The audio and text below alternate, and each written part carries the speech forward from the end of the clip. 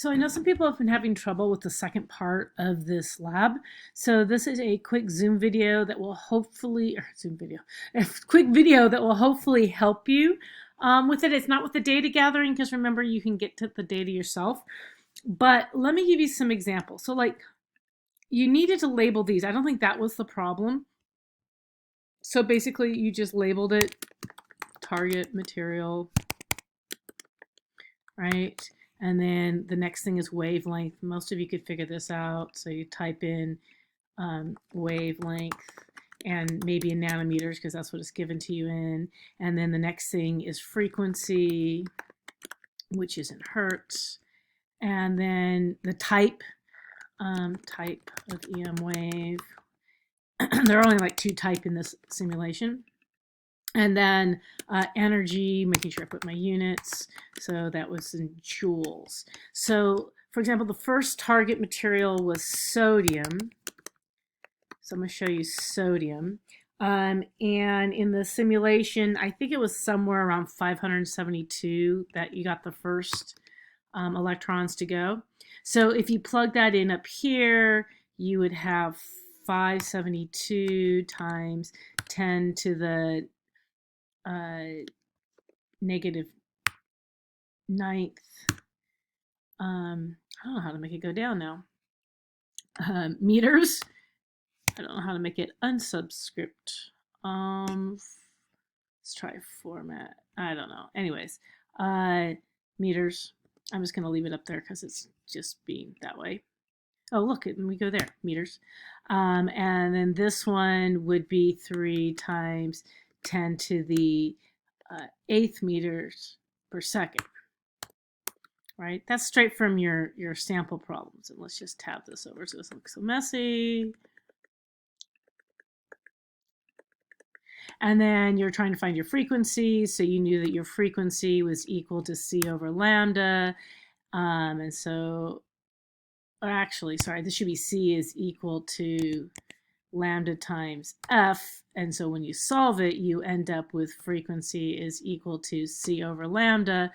And so in this case, my frequency would be equal to 572 times 10 to the negative 9th meters divided by 3 times 10 to the 8th meters. If you plug that in your calculator, right, you should get a value of about 3.7, nope, take that back, 5.69 times 10 to the 15th hertz. And so then you had to do the other one where now we have the frequency. So I grab this and I put it here, and we know H is 6.6 times 10 to the negative 34th joule seconds. See if we can get that all in one place. Close enough. There. We're trying to find energy, and we know energy is equal to H times F. It's already solved for us, so we can write the same thing. Energy is equal to H times F. And so then when we do our solution, we just multiply the 2 numbers together. So I'm going to multiply this and then multiply that times this. And when I put it in my calculator, oh my goodness, let's see if we can do that. Maybe we can move this back just a tad. This doesn't look so messy.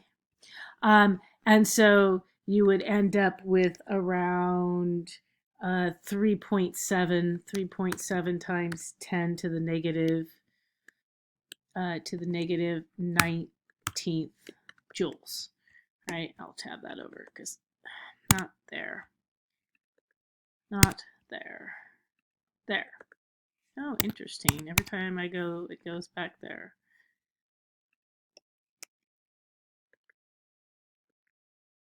Huh.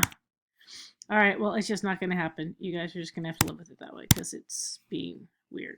Anyways, but that answer goes with this one, right? So that means for my frequency, I'm going to put in this number. So I'm going to grab that number and I'll put it here. And then type of wave, I don't remember what it was. Oh, I think this one was visible.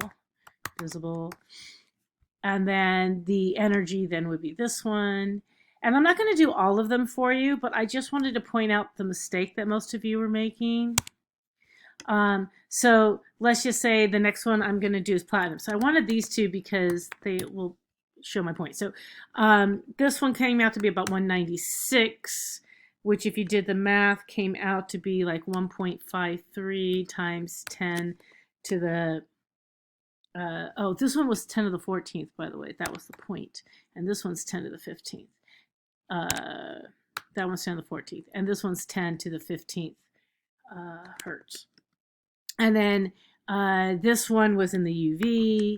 And so the energy for this one was much higher, which was 10 point, well, it was 1.1 times 10 to the negative 18th. Right? But it does, so it doesn't look higher, right?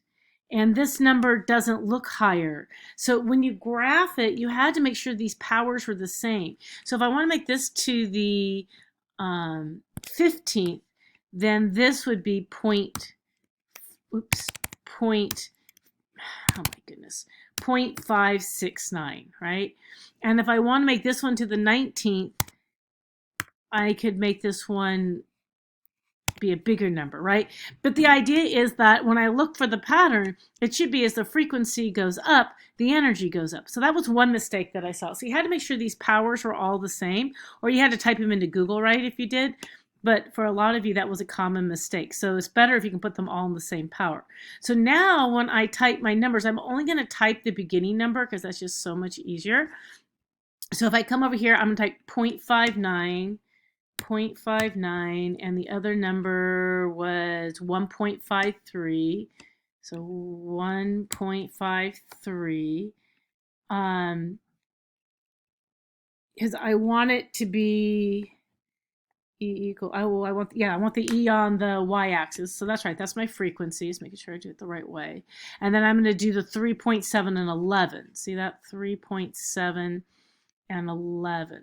So 3.7 and 11. And then, of course, you have to have more numbers. I'm not going to do them all. I don't have time in this short little video.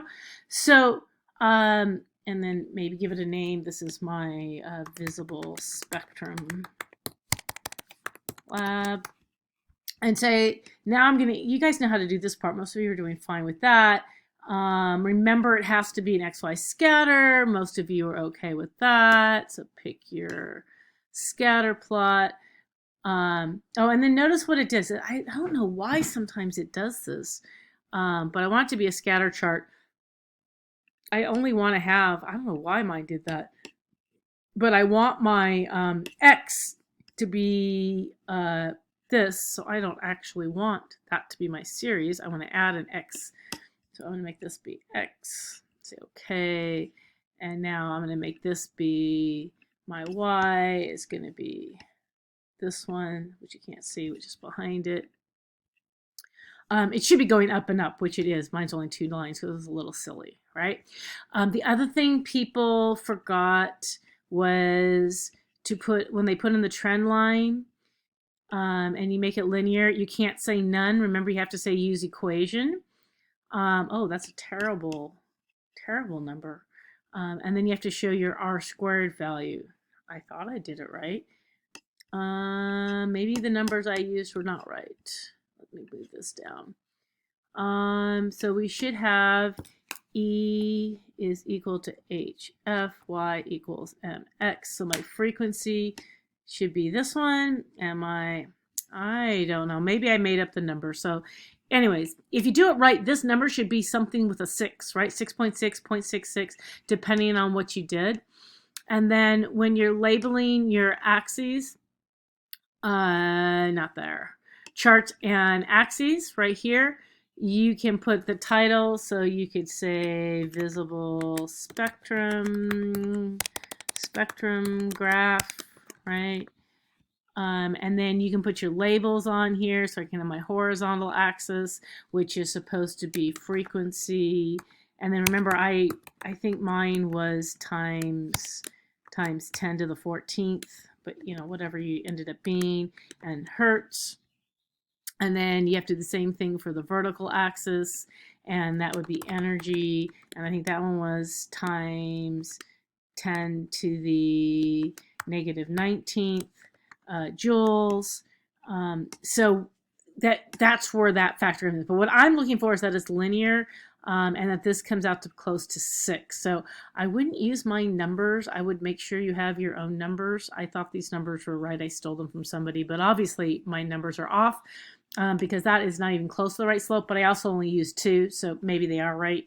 But do your own data to check that. But hopefully that will help. It is a direct relationship. Frequency and energy are directly related, but notice that the wavelength and frequency are not, that as the wavelength goes down, the frequency goes up. So hopefully that helps, and I will post this for you guys.